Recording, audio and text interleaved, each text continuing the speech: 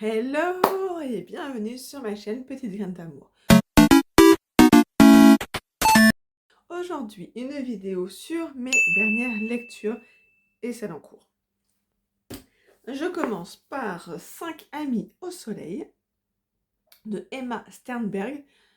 C'est un livre que ma mère avait acheté, je pense, pour elle et que mon père m'a donné vu que ma mère est décédée et qu'il ne savait pas quoi faire et j'ai beaucoup aimé. Alors, c'est l'histoire d'une femme qui s'appelle Lynn, qui vit à Munich, si je ne me trompe pas. Oui, qui vit dans la banlieue de Munich avec son fiancé. Elle travaille dans une agence de voyage qui appartient à ses beaux-parents. Un jour où elle rentre plutôt chez elle, elle découvre son fiancé en pleine action avec une de ses collègues et amies. Et le même jour, en fait, elle va apprendre qu'elle est l'héritière d'une femme, d'une grand-tante new-yorkaise. Elle va se rendre, en fait, elle va se décider sur un coup de tête d'aller justement à New York pour voir un petit peu de quoi elle a hérité et pour fuir donc son fiancé, ex-fiancé, futur ex-fiancé. C'est une histoire que j'ai vu venir à 10 km à la ronde, mais qui m'a fait un bien fou en fait. J'ai trouvé ça léger, même s'il y a des... Tout n'est pas léger dedans, mais il va y avoir une histoire d'amour, il va y avoir une histoire d'amitié. Quand elle arrive, en fait... Donc, déjà, quand elle était à Munich, en fait, il y a un homme, comment ça s'appelle? Non, pas un alligator. C'est pas marqué derrière? En fait, c'est un type qui vient à Munich la voir pour lui dire qu'elle a hérité d'une grand-tante d'une maison et que, bah voilà, c'est lui qui s'occupe de... je ne trouve pas plus le terme. De la... Ah, flûte! Bon, bref, et lui, en fait, il lui explique que si elle vend la maison, elle peut en toucher plusieurs millions de dollars. Elle y va et en fait, elle va découvrir que dans cette maison habitent des personnes amies de sa grand-tante qu'elle n'a jamais vue, dont elle n'a jamais entendu parler. Elle-même, elle est orpheline de ses deux parents. Et du coup, on va découvrir un petit peu la vie de sa grand-tante, on va découvrir un peu plus sur la vie aussi des habitants. J'ai vu venir le truc, alors que je ne devine jamais rien dans les histoires, mais j'ai vu l'histoire d'amour qui allait arriver, j'ai vu le potentiel compagnon qu'elle aurait pu avoir comme étant le... J'essaie de trouver un terme gentil. Le salaud. Désolée, c'est le terme qui va vouloir l'utiliser pour aboutir à ses fins. Par rapport à la vente de la maison, etc. Je ne vais pas raconter la fin, mais c'était gros comme une maison, mais ça m'a fait du bien. C'était léger, c'était frais. Une très bonne lecture. Ça se lit rapidement, mais voilà, une très bonne lecture. J'ai enchaîné avec une autre bonne lecture. Je l'avais choisi parce que dans ma bibliothèque, c'était au rayon des nouveautés. Et en lisant derrière, je trouvais ça pas mal. Je vais vous lire d'ailleurs. Dans sa cuisine baignée de soleil californien, Joyce rêve à sa fenêtre. Elle est blanche, elle est riche. Son horizon de femme au foyer, pourtant, s'arrête aux haies bien taillées de son jardin. Ruby, elle, travaille comme femme de ménage chez Joyce et rêve de changer de vie. Mais en 1959, la société américaine n'a rien à offrir à une jeune fille noire et pauvre. Quand Joyce disparaît, le vernis des faux semblants du rêve américain se craquelle. La lutte pour l'égalité des femmes et des Afro-Américains n'en est qu'à ses débuts, mais ces deux héroïnes bouleversantes font déjà entendre leurs cris, celui d'un espoir brûlant de liberté. Du coup, l'histoire va commencer, on va suivre Ruby, Joyce et Mike, qui est donc le policier qui va être en charge de la disparition de Joyce. Joyce va disparaître en laissant ses deux filles à la maison. En fait, il y en a une qui est à la maison, une qui est chez la voisine. Ruby arrive pour travailler, pour faire le ménage. Elle a travaillé chez une voisine et elle arrive en retard chez Joyce. Elle trouve une des petites filles qui est dans le jardin, toute seule, donc elle la prend et elle va s'occuper en fait de la petite qui est au lit. Et en descendant, elle va trouver du sang dans la cuisine. Donc, et Ruby va se faire arrêter parce qu'elle est noire, en fait, et qu'elle est dans le lieu du crime. Donc on va avoir cette histoire avec Ruby, qui est noire, qui vit dans cette société où il y a encore pas mal de discrimination, où les noirs sont cantonnés à des quartiers où on les laisse en fait à l'abandon. Donc il y a cette partie-là, il y a la partie donc avec Joyce, on va découvrir cette femme au foyer qui en fait est mariée avec un homme qu'elle n'aime pas vraiment, ça va aussi parler de viol conjugal, de femmes au foyer, de ce qu'il y a derrière en fait à cette époque pour les femmes au foyer, qui doivent être des épouses parfaites, des mères parfaites, des femmes au foyer parfaites. Donc il y a tout ce côté un petit peu sociologique, même s'il n'y a rien de sociologique dedans, mais voilà. Et on va suivre Mike, du coup, qui se retrouve à enquêter sur la disparition. Il y a le mari, il y a la voisine, il y a tout le rôle de la société américaine, en fait, à cette époque-là. Moi, je trouve ça super intéressant. J'ai pas vu venir la fin. Ouais, j'aurais peut-être pu voir venir la fin, mais je l'ai pas vu venir. J'ai beaucoup aimé. En même temps, j'ai pas donné le titre. Un long, si long après-midi, pardon, de Inga Vesper. Voilà, j'ai beaucoup aimé, je conseille. Ensuite, j'ai lu Attentat de Amélie Nothomb. Je vais boire un coup, parce que je parle, mais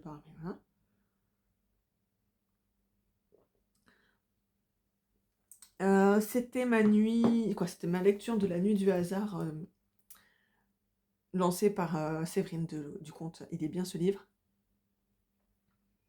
Et c'est un livre, je crois que c'est ma belle-mère qui me l'a ramené parce qu'elle avait trouvé en boîte à livres, donc il va retourner dans une boîte à livres. Je ne pourrais pas dire si j'aime ou pas. C'est très très particulier. Je ne peux pas dire que je n'ai pas aimé, ça c'est clair. Mais je ne sais pas si c'est une histoire qui va rester trop dans ma tête. Après, pour ceux qui connaissent Amélie Nothomb, vous savez que c'est toujours particulier. Je vais juste lire le début. C'est: la première fois que je me vis dans un miroir, je ris. Je ne croyais pas que c'était moi. À présent, quand je regarde mon reflet, je ris. Je sais que c'est moi. Et tant de hideur a quelque chose de trop. En fait, le personnage principal est Épiphane Otos, ou surnommé Quasimodo, parce qu'il est laid. A priori, c'est lui le plus laid des laids. Donc on va suivre son cheminement. Il va rencontrer Ethel, qui est une comédienne, et il la trouve belle. Donc il tombe amoureux d'elle. Il ne lui dit que des mois et des mois après. Donc il va y avoir cette histoire d'amitié entre eux, autour justement de sa beauté à elle, de sa laideur à lui, jusqu'à arriver à commettre l'irréparable pour pouvoir garder cette beauté. Ouais, voilà. Je ne peux pas en raconter plus parce que le livre ne fait que... il fait à peine 150 pages. Si j'en raconte plus, en fait, je raconte le livre. Mais il y a tout ce côté autour de la laideur, qu'est-ce qu'il en a fait. C'est une personne qui va jouer avec sa laideur, justement, qui en joue quand il croise les gens dans la rue. Pardon. Et qui va du coup se servir aussi de Ethel pour trouver un emploi, qui va le rendre célèbre. Donc sa laideur va être célèbre. Et ce qui se joue derrière, on est quand même beaucoup dans le paraître et en même temps dans l'introspection. C'est vraiment l'introspection de Épiphane. Comment il fait pour vivre avec cette laideur, comment il l'accepte ou pas, ce qu'il en fait, parce qu'il n'avait... Et en fait, dans l'histoire, il a 29 ans, il n'a jamais travaillé, et il faut qu'il trouve un travail, et il se rend compte qu'avec sa laideur, ça ne va pas l'aider. Donc il s'invente un travail grâce à Ethel. Donc il va devenir ambassadeur de la monstruosité internationale. Donc il y a ce rapport justement au paraître, à la société, etc. Et ça, c'est plutôt cool. Je sais pas si c'est vraiment le terme qu'il faut utiliser. Mais voilà. Quoi en dire de plus, je ne sais pas, sans raconter trop l'histoire. En ce moment, je lis La rue qui nous sépare de Célia Samba. Pour l'instant, j'aime beaucoup. J'ai pas trop avancé. J'ai commencé, je crois, hier. On va suivre Noémie qui a 19 ans, qui est étudiante, et Tristan qui a 21 ans et qui est SDF. Noémia va, là où j'en suis en tout cas, va s'intéresser à Tristan en commençant par lui donner une crêpe au sucre. Ça se passe en décembre. Du coup, il y a un marché de Noël et elle prend une crêpe au sucre pour lui. Il va y avoir tout un jeu de regards, etc. Et j'en suis où ils ont eu leur première vraie conversation, on va dire. Pour l'instant, j'aime beaucoup. J'en suis à la page 57. Donc on suit leur point de vue à eux, à Noémia et à Tristan. Comment dire? On va voir justement le chemin qu'il y a entre les deux. Elle qui va vers ce SDF, qui le trouve beau, qui le trouve intéressant, et qui se dit, mais en même temps, il est SDF, est-ce que vraiment on peut se considérer comme égal? Et lui, ben, je pense qu'on va découvrir au fur et à mesure leurs histoires. Voilà. Donc ça, si je le finis avant la publication de la vidéo, vous aurez la fin, à mon avis. Et à la bibliothèque, j'ai pris aussi Chienne de garde de Dalia de la Cerda. Pareil, j'en ai beaucoup entendu parler par Séverine du Comte et bien ce livre. Sur sa chaîne Twitch, pardon, un peu difficile à dire pour moi. Tout ce qui est marqué derrière, c'est le Mexique est un énorme monstre qui dévore les femmes. Le Mexique est un désert fait de poudre d'os. Le Mexique est un cimetière de croix roses. Le Mexique est un pays qui déteste les femmes. A priori, c'est considéré presque comme un classique féministe. Donc voilà. Alors, je vais pas le lire tout de suite. D'abord, je vais finir La rue qui nous sépare. J'allais dire La rue qui est à nous, mais pas du tout. La rue qui nous sépare, je pense que je vais mettre un livre de poche entre les deux pour ensuite prendre celui-là. Et voilà pour cette fois. Si j'ai fini avant la publication, il y aura une fin à ce vlog. Quoi, ce sera une forme de vlog. Si je n'ai pas fini, ce sera une vidéo simple. Du coup, comme d'habitude, n'hésitez pas à liker, partager, commenter et vous abonner. J'oublie toujours de le dire ça. Et surtout à mettre des commentaires par rapport aux lectures que j'ai présentées, pour savoir ce que vous en avez pensé. Et si vous avez des recommandations à me faire. Je viens pour clôturer ce vlog, qui n'en est pas vraiment un, mais c'est plutôt une vidéo en deux parties. On peut dire vlog, allez. Alors, la dernière fois, je disais que j'allais lire La rue qui nous sépare. Comment dire que j'ai pleuré. Alors, je suis hypersensible, donc je pleure assez facilement pour les histoires tristes. Donc là, on va suivre Tristan, qui a 21 ans et qui vit dans la rue. À la rue. Dans la rue. Dans la rue. Qui est son domicile fixe. Et Noémia, qui a 19 ans et qui est étudiante. Et en fait, un jour, Noémia voit Tristan à la sortie d'un supermarché et elle se décide à lui offrir une crêpe. À la période de Noël, elle veut lui offrir une crêpe. Elle en achète une et finalement, elle se désiste, elle n'y va pas. En fait, elle va faire ça plusieurs jours jusqu'à réellement lui offrir et elle va se rendre compte que c'est un très beaux yeux. Et en fait, il va se nouer une relation entre les deux, donc entre Tristan et Noémia. Et on va découvrir en fait ce qu'ils ont vécu parce que chacun a ses propres traumas. Tristan sur comment il est arrivé dans la rue et sur Noémia qui sous ses airs de jeune fille aisée a aussi un trauma derrière. Donc on va découvrir tout ça. Et ce que j'ai trouvé assez particulier, c'est qu'en fait on a une fin alternative que je retrouve. On peut choisir entre une fin avec de l'espoir et une fin sans espoir. J'ai envie de dire. Parce que j'ai vu ça. Voilà, on a un épilogue à la page 293 avec la version, comment dire. Non, d'ailleurs, c'est avant.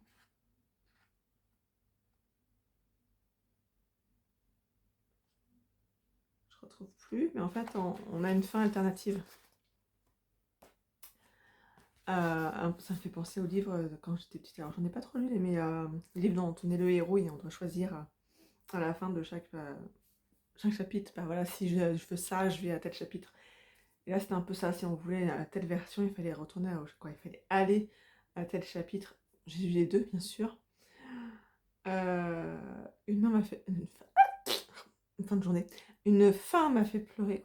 J'ai versé plusieurs fois des larmes dans cette histoire parce que tout est beau et à la fois triste. Il y a de l'espoir et en même temps il n'y en a pas. C'est très particulier. Moi j'ai beaucoup, beaucoup, beaucoup aimé. C'est Steph de Piketty Boutine qui en avait parlé. J'ai vraiment beaucoup aimé. Je l'ai lu très très rapidement.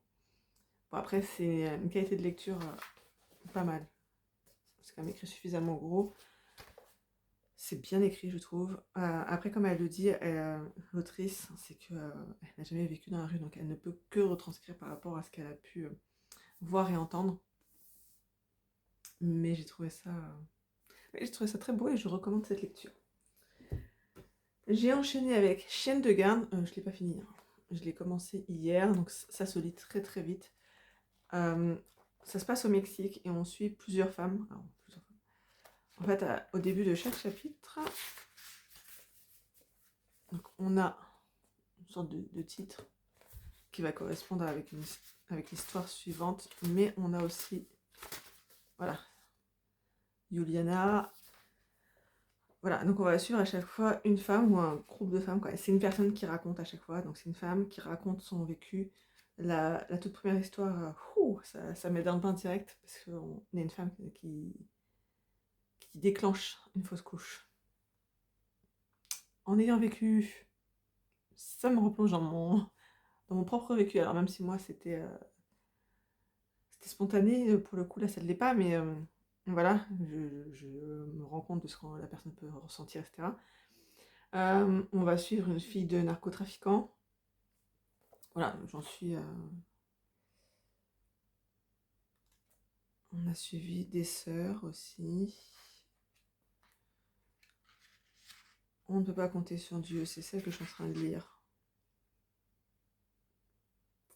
Donc là, je pense qu'il n'y a pas grand-chose dessus, mais à chaque fois, on suit en fait une femme, son vécu et en fait son parcours par rapport à la société mexicaine. La place des femmes. Voilà. Pour l'instant, je ne peux pas en dire grand-chose. Donc à suivre. C'est donc un livre de la bibliothèque. C'est aussi pour ça que je l'ai lu maintenant. Parce qu'il va falloir que je le rende. Et surtout, j'en ai beaucoup entendu parler. Et vu qu'il était dans la bibliothèque, je me suis dit, allons-y. Parce que c'est des livres, des fois, qui apparaissent dans la bibliothèque et qui ne reviennent pas. Puisque ça appartient au département. Donc je pense que ça tourne dans les bibliothèques du département. Je me suis dit, pas plus qu'il est là, autant le prendre. Parce que je suis pas sûre de le retrouver. Et nous, ce sont des bénévoles qui s'occupent de la bibliothèque. Et il y en a qui ne savent pas, en fait, réserver dans les autres bibliothèques. Donc voilà, je l'ai vu, je me suis dit, allons-y.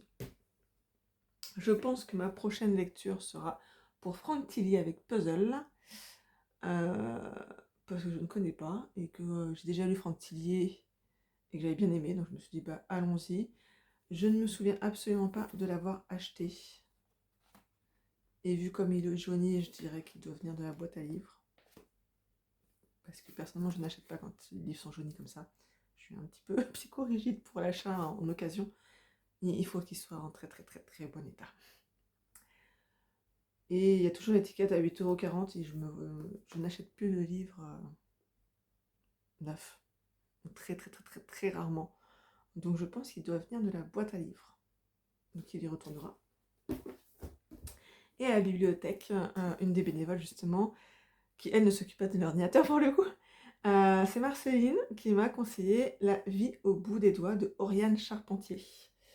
Elle m'a juste dit que ça parlait de la guerre de 14-18 et qu'elle avait beaucoup aimé, donc je me suis dit allons-y, écoutons Marceline. Bon, après, j'espère que je vais réussir à lire, parce que les livres sur la guerre, j'ai un peu de mal.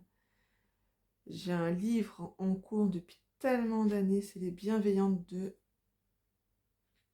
Jonathan Littman, je crois, que j'avais acheté neuf à l'époque. C'était l'époque où j'achetais encore des livres neufs, j'ai l'impression de dire ça, d'être centenaire. Je l'avais acheté neuf, mais à sa sortie, et je ne l'ai toujours pas fini. Ça, je trouve que ce livre, Les Bienveillantes, est difficile. Déjà, de par la lecture, de par la lecture de l'écriture, c'est une écriture quand même qui... C'est pas de l'argot, quoi. C'est pas du parler. Là, c'est vraiment écrit. Donc il y a pas mal de mots quand même qui sont en allemand, même si j'ai fait allemand.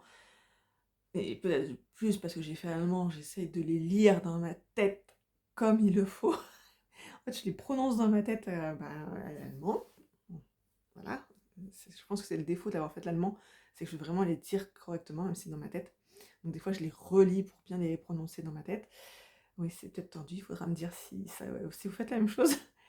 Mais c'est surtout que c'est sur la guerre et que c'est compliqué et qu'il raconte des choses, je me dis, crotte, mon grand-père y était, quoi. Alors, je pense pas qu'il ait vu les lieux, je sais même plus d'ailleurs s'il donne les lieux, mais mon grand-père avait été fait prisonnier en Allemagne, donc je pense pas qu'il ait vécu exactement les mêmes choses qui sont dans le livre, mais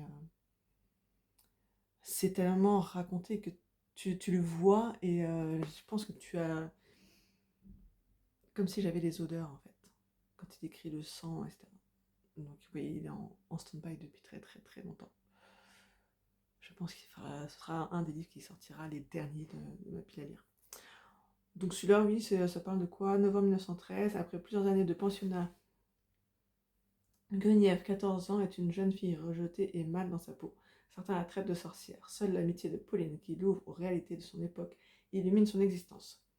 Un jour, elle est recueillie par sa grand-mère et apprend la vie à la campagne dans un vieux manoir en ruine, mais entourée aussi de l'affection de Perpétue, trop de prénoms, la fidèle cuisinière, et du bel Edmond, pourquoi je dis Edmond, bientôt mobilisé.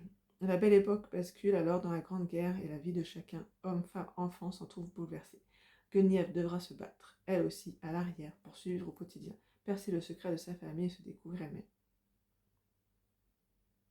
Voilà. Et je pense qu'après ça, je lirai un Lucinda Riley. Parce que j'aime beaucoup Lucinda Riley. Et puis qu'en fait, il est tout seul. Sur mon étagère, il est tout seul. Donc, je le sortirai, surtout qu'il est très gros. Voilà pour mes lectures. Ce qui est déjà pas mal. Je regardais il y a quelques jours. J'en suis depuis le 1er janvier à, je crois, 31 lectures. Ce qui me va très bien. C'est pas du tout une compétition par rapport à moi-même. Je trouve que j'ai trouvé un bon rythme de lecture. En moyenne, un livre par semaine. Je dis bien en moyenne parce que par exemple celui-là, il n'a pas fait long feu. Et celui-là, vu où j'en suis, on est quand même commencé hier, je pense qu'il n'a pas fait long feu non plus. Et je regardais par rapport à 2024. 2024, j'ai atteigné 31 livres au mois d'octobre. C'est pour ça que je pense que je suis sur un bon rythme là. Autant le garder.